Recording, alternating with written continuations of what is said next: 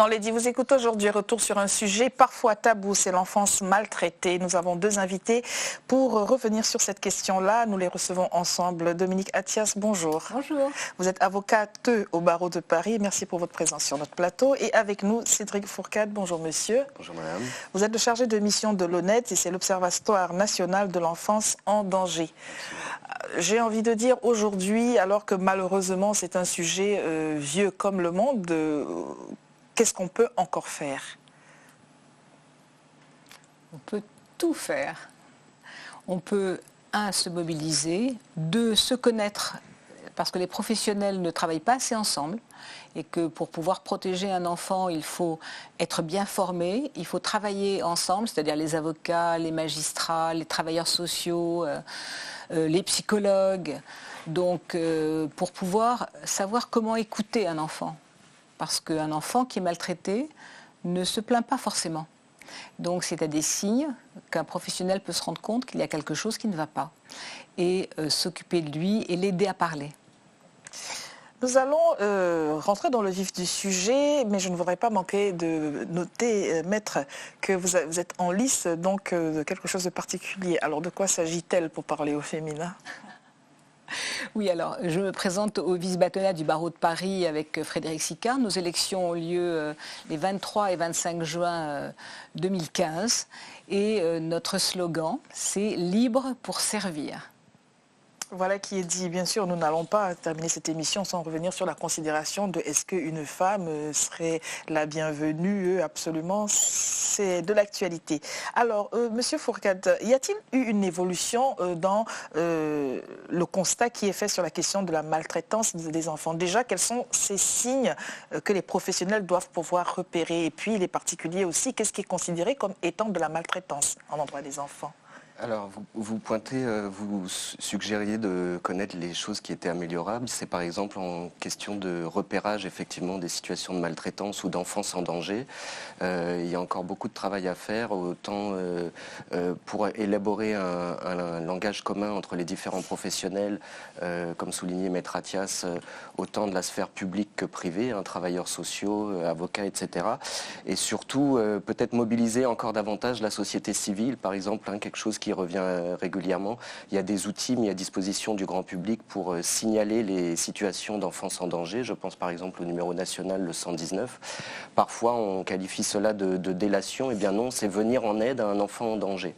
Et pour revenir à vos questions, les symptômes d'un enfant maltraité ou en danger peuvent être très diverses et variées. Et seuls des professionnels aguerris peuvent effectivement s'assurer qu'il s'agit bien de cas de situation d'enfant en danger ou de maltraitance. C'est pour ça que se développent dans différentes administrations, notamment l'éducation nationale, la police, la gendarmerie, un certain nombre d'outils visant à améliorer le repérage des situations en danger et favoriser l'expression de la parole de l'enfant aussi.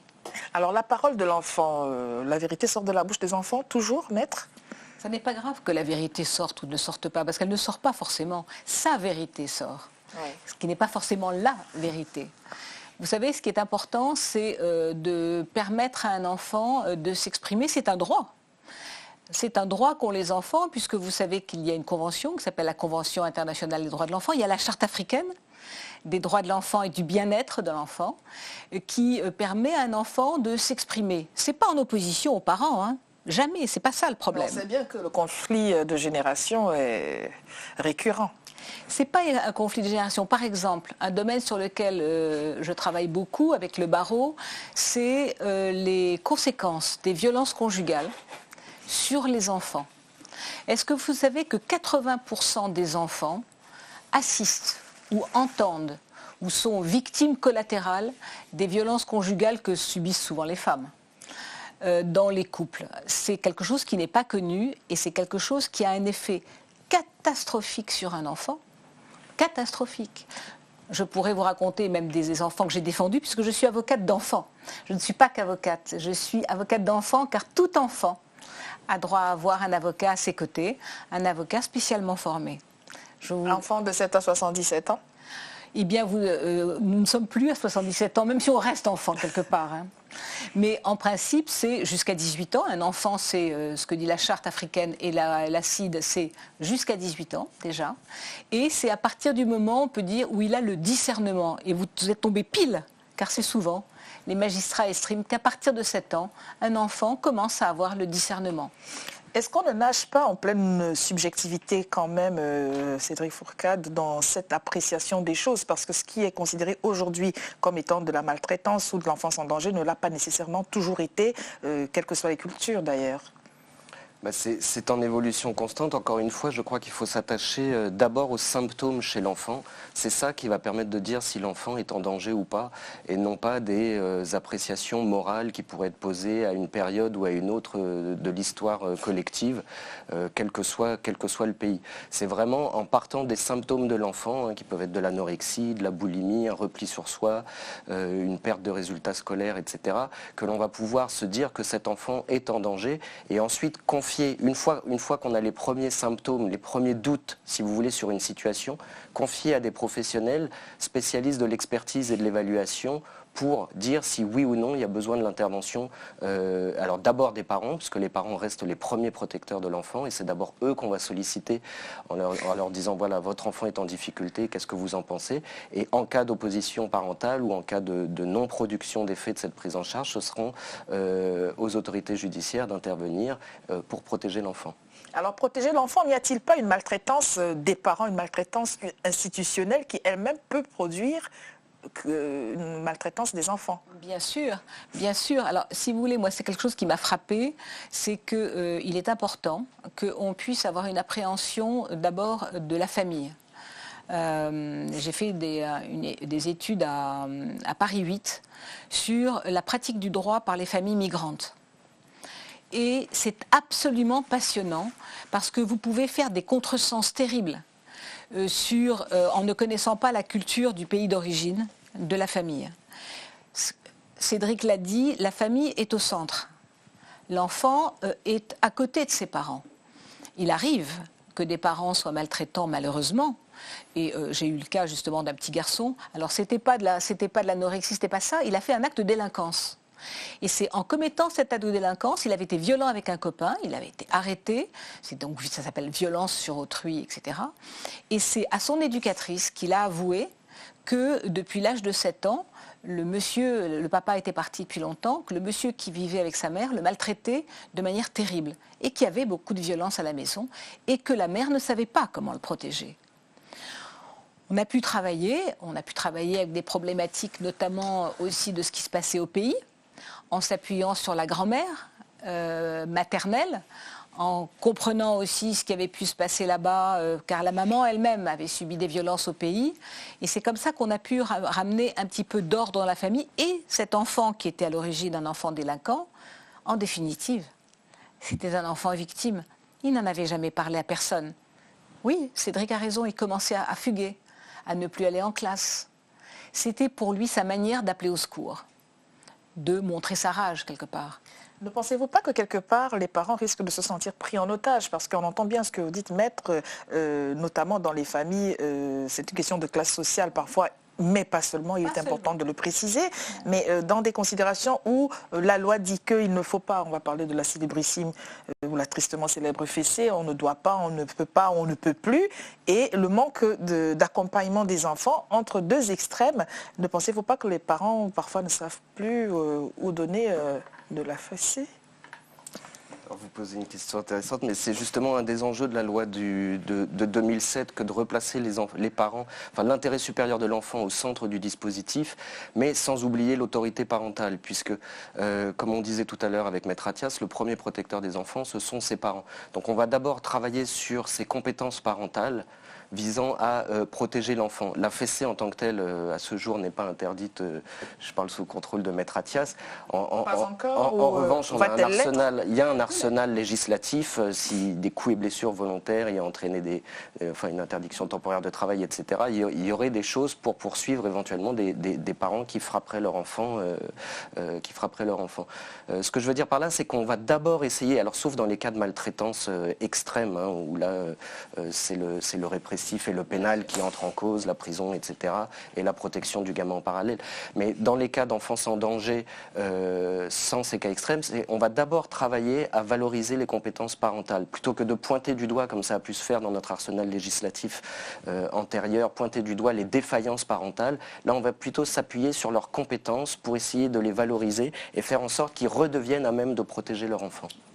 Et vous savez, c'est très frappant parce que lorsque nous sommes désignés dans un dossier pour être l'avocat de l'enfant, la première chose à faire, c'est montrer à l'enfant, souvent dans des cas extrêmes, mais de manière générale, que d'abord, on respecte les parents. Et même si vous voulez faire une alliance avec votre client, votre petit client ou votre petite cliente, le fait que vous respectiez les parents, c'est comme ça que vous faites l'alliance. Autant il peut très bien ne pas s'entendre avec son père ou sa mère, mais vous devez, il est rassuré et il est, comment dire, ça lui permet lui-même d'être valorisé si vous respectez les parents. Et si vous voulez, vous, avocate d'enfant, travailler avec un enfant, vous devez d'abord expliquer votre rôle aux parents. Vous devez leur expliquer qu'ils ne perdent pas l'autorité parentale, loin de là. Vous leur expliquez que vous travaillez tous dans le même intérêt qui est l'intérêt de l'enfant. Quel est le parent qui ne veut pas que son enfant s'en sorte quand celui-là a des problèmes? La plupart des parents veulent que les enfants s'en sortent, veulent que l'enfant aille bien dans sa vie, dans sa santé, à l'école, et veulent qu'il s'en sorte. Un enfant, c'est la fierté d'une famille, c'est la fierté d'un pays. Pour ou contre la fessée, en avez-vous reçu vous-même? Vous êtes-vous senti en danger à ce moment-là? Et aujourd'hui, est-ce que vous êtes pour ou contre la fessée? Voilà, un adulte qui pourrait donner une fessée de temps en temps. Là, je vais vous donner une réponse à titre individuel. J'ai jamais pris de fessée, j'ai eu des semblants de fessée. J'ai eu des semblants de fessée. C'était un grand jeu de mon père de faire semblant. Non, ça m'a pas manqué, je pense pas. Mais je pense, pour être père aussi, avant toute chose, je pense que lever la main sur son enfant est quelque part un constat d'échec dans le rôle éducatif qu'on peut avoir et peut-être un instant de faiblesse, de dépassement, etc. C'est lorsque ce comportement devient répétitif, symptomatique, que là, on rentre dans une pathologie et dans un besoin de protection de l'enfant. Vous savez, ce qui est terrible, c'est qu'on a tendance à reproduire ce qu'on a vécu. Bien sûr qu'on a reçu des fessées. Mais je suis un petit peu de l'avis de Cédric. Vous savez, je suis frappée, puisque j'interviens dans les écoles. C'est le cas de le dire, vous avez raison. Je suis frappée par le fait que les enfants sont beaucoup plus ouverts, beaucoup plus intelligents et qui connaissent beaucoup plus de choses. Donc, moi, je vous dis franchement, mes parents ne me parlaient de rien. J'étais là pour obéir, presque à table. Je n'avais pas le droit de parler. Les enfants d'un côté, les grandes personnes de l'autre. La société, à ce niveau-là, a terriblement évolué. Ne serait-ce que parce que les enfants regardent la télévision avec les adultes, voient des choses qu'on ne voyait pas avant. Et en conséquence, ils ne sont plus à la même place. Il ne s'agit pas du tout de les mettre à une place d'adulte. Ce sont des enfants. Ils doivent rester les enfants et ils doivent respect à leurs parents. Mais d'un autre côté, les mépriser. Comme disait Cédric, il y a fessée et fessée. Donner une fessée, avoir un petit mouvement d'humeur, et expliquer à l'enfant pourquoi, c'est une chose. Donner des fessées à l'enfant pour le rabaisser, pour lui dire tu n'es rien, pour éventuellement le fesser devant d'autres. Mais qui est-ce qui juge de cela? Parce que tu n'as pas été, tu as frappé ta petite sœur, tu ne devrais pas aller, tiens, tu vas voir que tu ne devrais pas, ou alors va au coin. Comment peut-on comment peut-on apprécier une situation où il n'y avait de témoins oculaires que la famille? Alors je vais vous expliquer ce que je ferais, moi. J'ai des enfants, j'en ai 4. Voilà ce que je ferais. C'est d'abord écouter l'un et l'autre.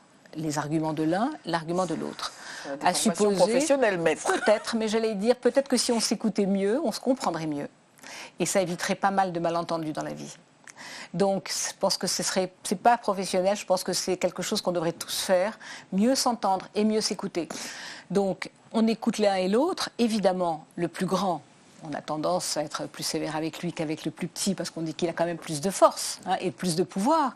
Mais à ce moment-là, lui expliquer en quoi, éventuellement par exemple, donner un coup à sa petite sœur, je parle d'un petit garçon qui donne un coup à sa petite sœur, est quelque chose non seulement qui ne sert à rien, mais comment est-ce qu'il réagirait si ça lui arrivait à lui?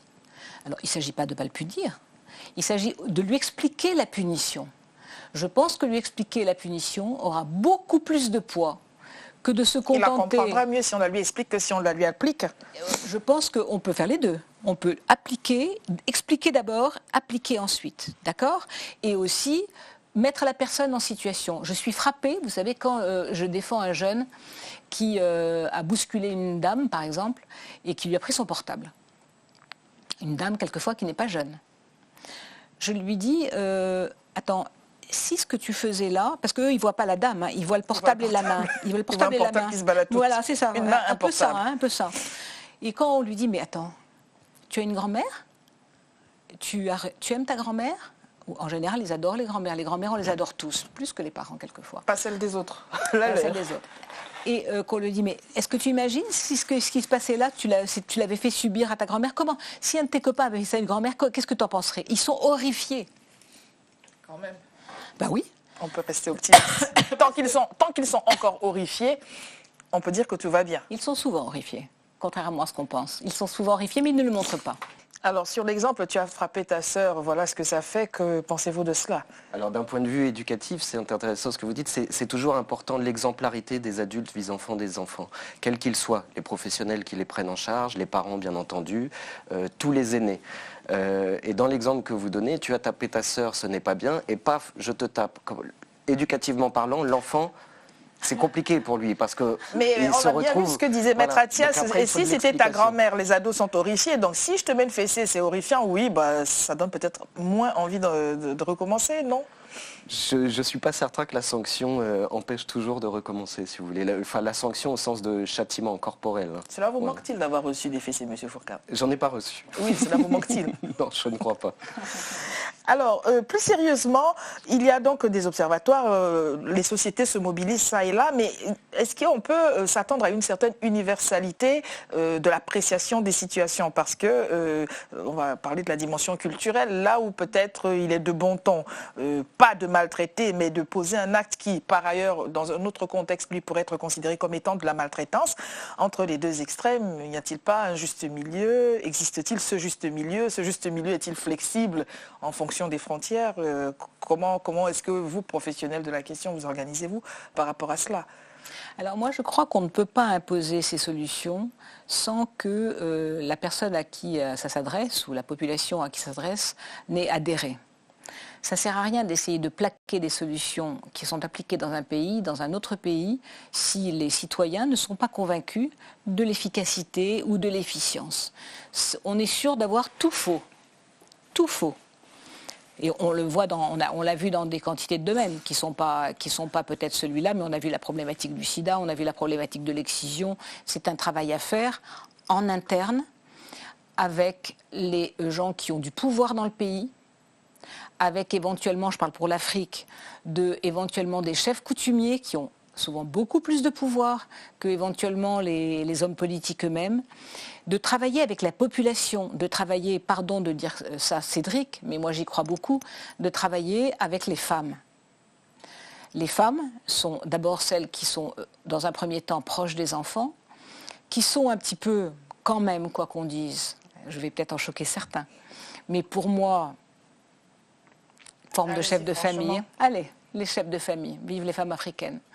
Et qu'en conséquence, c'est si on arrive à comprendre les problématiques, si on arrive à avoir, j'allais dire, des relais. Si moi, je vais dans un pays d'Afrique en prenant ce que je pense, Attention à votre micro, oui. ce que je pense bien, je pense que j'ai tout faux. Si je vais en Afrique avec des relais sur place, qui ont la même conviction que moi, qui peuvent employer les mots, qui seront des mots qui frapperont, et qui, pardon du mot encore, mais qui seront vraiment des mots qui pointeront les problèmes et qui trouveront une écoute, un écho. On peut entendre d'une certaine façon, mais pas enregistrer, ne pas être d'accord et du coup occulter. Le principe, c'est de pouvoir toujours d'abord comprendre l'autre et sa culture et d'où il vient. Car l'expert dans les familles, ce n'est pas nous. Les experts, ce sont les parents. Alors, sur la question des mères, on dit que c'est elles qui élèvent les enfants, c'est vrai. Et quand les enfants sont mal élevés, parfois aussi, on a juste envie de trouver le raccourci de dire que c'est les mères. Mais sur la maltraitance institutionnelle, l'Observatoire, comment se positionne-t-il? Je vais parler, par exemple, des quartiers dits difficiles. Est-ce que cela est pris en compte dans l'appréciation, dans le travail de l'Observatoire, le fait qu'il y ait des familles qui, par la force des choses, ne vont pas pouvoir, des parents qui ne vont pas pouvoir nécessairement apporter à leurs enfants ce qu'ils voudraient eux aussi, et puis se retrouvent parfois à les empiler les uns sur les autres, j'exagère à peine, dans des conditions parfois d'insalubrité. Est-ce que cela est pris comme Est-ce que l'Observatoire peut mener un lobbying en faveur de ces populations-là, par exemple? Peut-on espérer de tels actes? Alors la protection de l'enfance concerne l'ensemble des catégories socio-professionnelles et pas exclusivement les quartiers que vous semblez désigner ou quoi que ce soit. Enfin, voilà, il peut y avoir de la maltraitance dans tous les milieux socio-professionnels. Ça, c'est extrêmement important à rappeler. En revanche, peut-être que le repérage se fait davantage par les PMI et que peut-être que davantage de populations pauvres ont recours aux protections maternelles et infantiles et les familles aisées vont peut-être davantage contourner les systèmes de repérage. Je vous invite à lire le bouquin de Céline Raphaël sur ce point. Mais en tout cas, non. Je pense que, en tout cas, on mène aussi des recherches, on lance des appels de recherche au niveau de l'Observatoire pour connaître ce qu'on appelle les critères de vulnérabilité. Les causes de vulnérabilité qui peuvent augmenter les risques de maltraitance ou de mise en danger des enfants. Aujourd'hui, on peut les énumérer peut-être. Il y en a un certain nombre aujourd'hui et la précarité peut en faire partie. Mais encore une fois, il ne s'agit pas de stigmatiser. Peu ou en fait partie. Parce que là, il y a une nuance. En fait partie, absolument, vous avez raison. Parce que c'est plus difficile d'apporter un soutien scolaire à son enfant si on travaille de nuit, parce qu'on y est obligé. C'est plus difficile de surveiller avec des leçons de piano alors qu'on n'a pas les moyens de payer des cours. Exactement. Donc ça, mais encore une fois, lorsque la protection de l'enfance va intervenir, c'est en accord d'abord, c'est le premier volet de notre intervention, ça va être en accord avec les parents. Justement, qu'est-ce qu'on va pouvoir faire pour les aider? Et il y a par exemple en protection de l'enfance ce qu'on appelle les techniciennes d'intervention sociale et familiale ou des mesures de mise sous tutelle des allocations familiales, etc., qui visent à aider pour justement apprendre aux gens à gérer leur budget et éviter de mettre leurs enfants en difficulté sans les stigmatiser, c'est ça qui est important, et sans pointer du doigt éventuellement leur précarité. Mais ça y est, c'est fait. La mise sous tutelle d'un adulte, cela dit ce qu'il y a, et la mise sous tutelle d'allocations qui, il faut le dire, ne sont pas des 1000 et des 100 non plus. Est-ce que quelque part là, pour revenir à la question institutionnelle, n'y a-t-il pas un cercle vicieux où finalement les familles parfois peuvent se retrouver enfermées dans une configuration où elles n'ont carrément plus du tout les coups des franches, ni pour garder l'autorité parentale, ou en tout cas pour l'appliquer et pouvoir obtenir des enfants de se tenir comme il faut, pour aller vite. Et tout cela n'est-il pas entretenu? Ouais, c'est pour ça que nous prenons, mais vraiment on prêche pour ça, c'est le fait qu'il y ait des avocats qui, bien entendu, ne soient pas payés par les parents qui n'ont pas les moyens, mais qui puissent conseiller en amont, avant que tout ça arrive, parce que si vous voulez, c'est vrai que lorsqu'une famille est en difficulté, que la première chose dont les parents ont très très peur, c'est que leur enfant soit placé. C'est clair. Et à partir du moment où on voit arriver tout cet arsenal, les gens ont très peur. Mais est-ce que le placement d'enfants en soi, même si l'intention n'est pas celle-là, cela ne peut-il pas être vécu par les enfants comme une maltraitance supplémentaire tout de même? Mais bien sûr que ça peut être vécu comme ça, mais c'est tout le travail qui doit être fait en amont. Et c'est à ce niveau-là que même vous, avocats, vous êtes là pour expliquer les choses, pour enlever éventuellement certaines peurs, pour porter la parole des enfants et pour d'autres avocats, porter la parole des parents. Parce qu'il est bien évident que si vous ne maîtrisez pas la langue et les codes, parce que ce sont des codes en définitive, comment ça fonctionne. Moi, combien j'ai entendu de parents me dire « Mais attendez, moi, je n'ai pas à m'occuper de l'école, j'ai confié mes enfants à l'école. » ou à l'État. Donc c'est eux qui doivent faire le boulot, c'est pas moi. Parce qu'ils pensent franchement que c'est comme ça. Ou recevoir par exemple des courriers, mais ne pas avoir l'appréhension d'un courrier comme quelque chose de vraiment important, comme d'un coup de fil. Lorsqu'on vient d'un endroit où c'est la parole qui est importante, c'est la parole qui doit passer. Qu'est-ce que c'est qu'un papier? C'est rien. C'est pas vécu comme étant... C'est rien. La parole, oui, c'est quelque chose, parce qu'on est de face à face. Donc, il y a tous ces malentendus. Vous vous rappelez, tout à l'heure, je vous ai parlé de ces fameux malentendus. Moi, je suis très impressionnée par les malentendus, parce que d'un côté, vous avez des services qui veulent bien faire. évidemment. Chacun veut bien faire, mais personne ne s'accorde avec personne. Et personne ne s'accorde, et il n'y a pas les ponts. Et parfois, les enfants en font les frais. Et non seulement ils en font les frais, mais quelquefois, ces petits coquins et ces petits malins, Moi, j'en ai connu qui disent attention, hein, si tu me frappes, j'en parle à l'assistante sociale et je vais être placée, et je vais. Parce qu'ils ont entendu parler, le copain ou je sais pas quoi, ils sont malades. En prochaine émission, on reviendra sur la parentalité maltraitée. Ça n'est pas qu'une vue de l'esprit. Un mot sur donc cette candidature, maître. Je disais tout à l'heure, l'autorité des femmes est-elle bien acceptée dans ce contexte-là aussi? Eh bien, ma chère amie, pas du tout. Pas encore. Nous avons encore beaucoup de boulot à faire, y compris au niveau du barreau, où les femmes, nous sommes majoritaires. Nous sommes maintenant 53% du barreau, et pourtant, nous ne sommes pas au poste de direction la plupart du temps. Deuxièmement, au bout de 10 ans, une femme avocate gagne la moitié de ce que gagne un homme avocat. Donc nous avons des combats à mener. Parce qu'on est femme, on va gagner la moitié. C'est comme ça, oui, et pas parce autrement. Que si vous voulez, vous savez... C'est une conséquence d'un certain nombre de choses, ou est-ce que c'est écrit, vous êtes femme, vous gagnez la moitié? Ma chère amie, il n'y a pas pire que le non écrit. Il est pire que l'écrit. Ah oui. Nous finirons là-dessus. Votre mot de la fin, monsieur, sur ce point-ci. Donc, on parle de l'enfance maltraitée, je parlais de la parentalité. Les femmes maltraitées, MUES.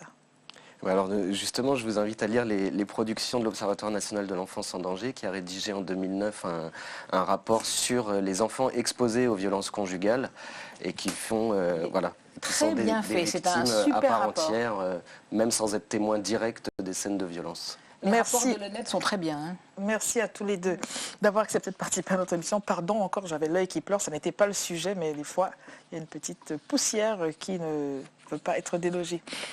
Au revoir. C'est un chat dans l'œil.